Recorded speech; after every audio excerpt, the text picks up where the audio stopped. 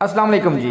ये गल है 16 नवंबर 1951 की रात की। बरतानवी सफीर सिरिल उस्मान ने सऊदी अरब के शहर जद्दा दे विच एक पार्टी रखी। पार्टी दे विच बड़े जेब लोग मदऊ सन। उन्हां दे विच शाह अब्दुल अजीज दा बेटा मिशरी बिन अब्दुल अजीज भी मेहमान सी। उस पार्टी दे विच लोगों नूं शराब भी सर्व की गई। मिशरी बिन अब्दुल अजीज ने जी भर के शराब पीती, लेकिन उस सिरिल उस्मान नूं मजीद शराब जिहड़ी वो डिमांड की जा रहा सी। लेकिन सिरिल उस्मान ने मिशरी बिन अब्दुल अजीज नूं शराब देण तो इनकार करता। मिशरी बिन अब्दुल अजीज गुस्सा करके बाहर चले गए। थोड़ी देर बाद बाहरों फिर सफारतकार दे घर आए, जिन्हां दे कोल पिस्टल सी। उन्हां फायरिंग करके सफीर सिरिल उस्मान दा मर्डर करता।